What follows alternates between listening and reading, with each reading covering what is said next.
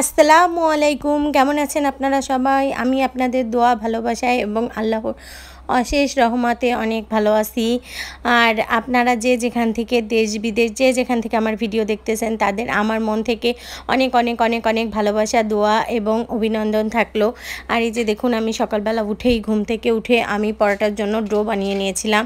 এখন আমি এই যে পরোটার আকৃতি দিয়ে সুন্দর করে পরোটাগুলো বানিয়ে নেব। আর এই যে আমি এভাবেই আসলে পরোটা বানাই, চৌকা স্টাইলে। অনেকে আবার গোল বানায়, কিন্তু আমার কাছে এটাই ভালো লাগে, তাই আমি এভাবেই বানাই। আমি আসলে রুটির মতো বানাই, তার ভেতরে ওই যে তেল দিয়ে তারপর চৌকা আকারে আবার শেপ দিই, এভাবে ভাজ করে সুন্দর করে আবার চৌকা আকারে শেপ দিই।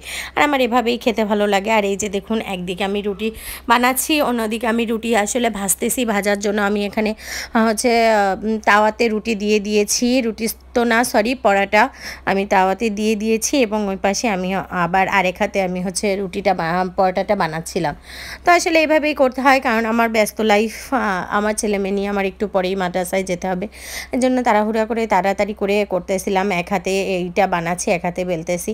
আসলে এরকমই মেয়েদের জীবনে, এরকমই কাজকাম তো করতেই হবে। তো যাই হোক, পরোটাগুলো সম্পূর্ণ বানিয়ে নিয়ে যাই।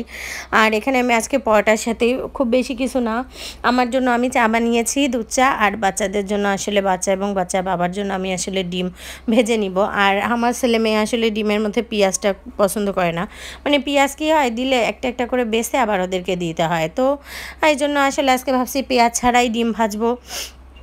তো এই জন্য 3টা ডিম আমি সুন্দরভাবে চামচ দিয়ে গলায় নিয়ে তারপরে 2টা কাঁচামরিচ দিয়েছি, বেশি দেই নাই, কারণ আমার ছেলে মেয়ে আসলে ঝালটা বেশি খেতে পায় না। আমরা দুজন ঝাল খাই, কিন্তু আমাদের ছেলে মেয়ে খেতে পায় না, ছোটো তো এই জন্য।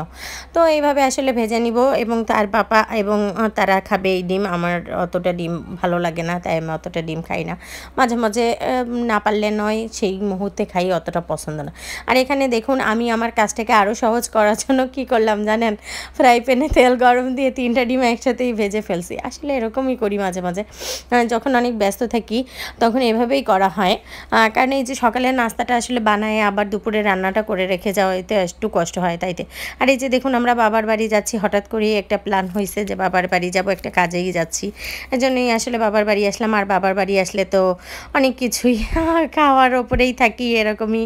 আর এখানে কাঁঠালগুলো অনেক মজা ছিল। আর আমার আব্বু আবার আমার ছেলের জন্য এখানে পেয়ারা নিয়ে আসছিল।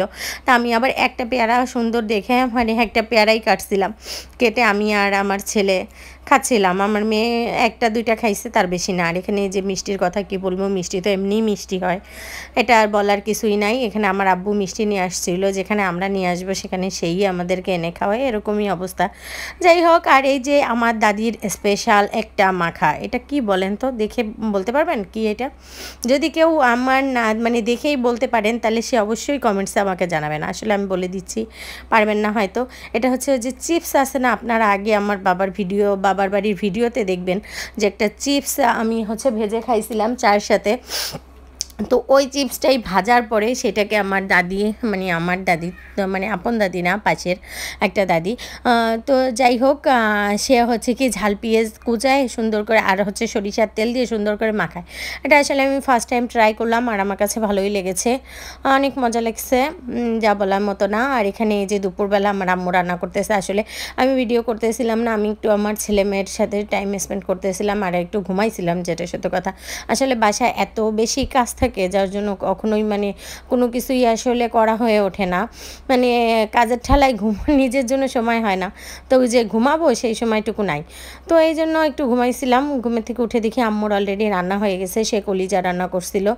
আর সেখান থেকে কলিজা রান্না করছে, আর হচ্ছে ডাল রান্না করছে, আর হচ্ছে এই যে এখানে হচ্ছে দেশি মোরগ রান্না করবে।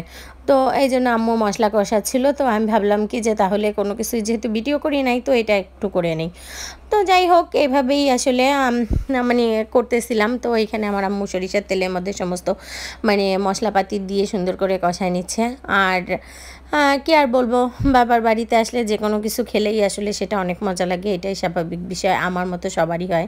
মানে যে কোনো আপনি সিম্পল একটা জিনিস খাবেন সেটাও অনেক মজার, এরকমই অবস্থা। এই যে এখানে মানে মাংসগুলো দিয়ে দিল, ওই গোশগুলো সুন্দরভাবে এখন কষায় নিবে। তো আসলে এরকমই, আসলে আসছিলাম একটা কাজে, অনেক কাজে এবং চলে যাব খুব মানে এতটাই মানে ব্যস্ততার মধ্যে আসছি। আমার মেয়ের মাদ্রাসাও খোলা, আসলে আসার কোনো ইচ্ছা ছিল না, কিন্তু না আসলে নয়, তাই আসলাম। এই মুহূর্তে বেড়াতে আসি নাই, একটা কাজেই আসছি, তাইতে আসতে হয়েছে। আর কি আর বলবো, আপনাদের ভাইয়ার আসার টাইম নাই, তাইতে আমাকেই আসতে হয়েছে সেই কাজটা করার জন্য। তো যাই, এই জন্য আসলাম। আসার আমরা আসলে বেশিক্ষণ থাকবো না এখানে জাস্ট কতটুকু টাইম ছিলাম বলবো, মানে রাত্রে আসছি এরকম হয়েছে, রাত্রের দিকে আসছি। আর হচ্ছে পরের দিন দুপুরে খাওয়া দাওয়া করে আবার বাটি বুচ্চা বান্দা আবার মানে ছেলে মেয়ে নিয়ে কী বলবো, আবার দুপুরে রান্না করছিলাম যেগুলো, সেগুলো আবার আমি বাটিতে ভরে আমাকে দিয়ে দিয়েছে, মানে তার জামাইয়ের জন্য এবং জামাই এবং আমাদের সবার জন্য। এই জন্য বাসা থেকে আমরা এই যে কলিজা, মুরগির মাংস, ডালটা আনা সম্ভব না, তাই এগুলো আসলে আমাদেরকে করে দিয়েছিল। তো সেইভাবে আমরা মানে বক্সে করে আবার দিয়ে দিয়েছিল জামাইকে, সেটাই এসে আমরা রাত্রে খাইছি। এরকমই হয়, মার বাসা থেকে খেয়েও আসি নিয়েও আসি, এরকমই হয়। মা বাবাটাই আমার বাসায় আসে না, কিন্তু আমি তাদের বাসায় যাই, খেয়ে আসি, নিয়ে আসি, সব কিছুই করি, কিন্তু নিজের মা বাবাকে খাওয়াতে পারি না। এটাই অনেক বেশি কষ্টের। এই কষ্টের কথা আসলে বলাও যায় না, সওয়াও যায় না। যাই হোক, এটা বলতেও চাই না। তো সব দিন মানুষের এক থাকবে না, এটাই স্বাভাবিক। আর এই যে দেখুন, আমি এসে দেখি যে রান্না করার ফাঁকে আমার ছেলে মেয়ে নাচতেছে এবং নাচের ঠালায় একজন আরেকজনকে ধাক্কা দিচ্ছে, ধাক্কা দিয়েও কেউ কারোর নাচ থামানো যাচ্ছে না, এরকম একটা পরিস্থিতি। তারা আসলে টেঙ্গে টেঙ্গে ভিডিও করতেছিল। তো মানে ওরা কি করছে, আরেকটা ফোন দিয়ে ওরা ভিডিও করতেছিল, তা আমি আবার ভাবলাম কি আমার ফোনে আমি একটু ভিডিও করে নিই। তো এভাবেই আসলে আমি আমার ফোনে ভিডিও করতেছিলাম, একবার আমার ছেলেকে একবার আমার মেয়েকে। আসলে ভালো লাগে ওদের এই খুশি মুহূর্তগুলো, আসলে ছোট ছোট খুশির মুহূর্তগুলো আমি সুন্দরভাবে। আর এখানে আমার ছেলে আসলে টেঙ্গে টেঙ্গে স্টেপই চেঞ্জ করে দিয়েছিল, যার জন্য আমি আবার হাত দিয়ে দেখাচ্ছিলাম যে পাপা এভাবে করো। তো এই যে দেখেন রান্না বাড়া হয়ে গেছে, আসলে কি বলবো। আর এইটা আমি ভিডিও করছিলাম, কিন্তু তারপরে আমার মনে ছিল না যে আমি বাকিগুলো ওইভাবে ভিডিও করি। তারপরে হচ্ছে কলিজাটা আমার আম্মু আমাদেরকে ওই যে যেটা দিয়ে দিয়েছিল, আমি সেটাই শুধু ভিডিও করছিলাম। আর এখানে মাংসগুলো খুবই মজা হয়েছিল, আসলে মায়ের হাতের রান্না সব কিছুই সুন্দর। আর এগুলো আসলে আমাদের জন্য বাড়ছিল, আমি সেগুলোই আসলে ভিডিও করছিলাম, যেটা আমাদের জন্য বাড়ছিল আমি সেটাই ভিডিও করছিলাম। আর ডালটাও আম্মু আমার বলছিল নিয়ে আসতে, যে এখানে কলিজা এগুলো আমাদের বাসায়, আর ওই মাংস এগুলো আমাদের বাসায় আসতে, বাসার জন্য যেগুলো রাখছিল আমি সেটাই আসলে ভিডিও করছিলাম। আমরা তার আগেই খেয়ে ফেলছি। আর এখানে ডালটাও বলছিল নিয়ে আসতে, কিন্তু ডাল নিয়ে আসা পুরো পসিবল না, তাই আর আনিনি। এই যে চলে যাচ্ছি বাবার বাড়ি থেকে নিজের সংসারে। তো আমার আব্বুর সাথে আমার ছেলে। আর এই যে আসার সময় ভাবলাম এই মসজিদটাকে সবসময় দেখি, কালারটা অনেক সুন্দর। আর এটা হচ্ছে আমার একটা আঙ্কেলের আর ক্লিনিক। যাই হোক, আর এই দেখুন সবুজে শ্যামলে ঘেরা, মানে আমাদের এলাকাটা আসলে সবুজ শ্যামলে ঘেরা, অনেক সুন্দর, দেখতেও ভালো লাগে।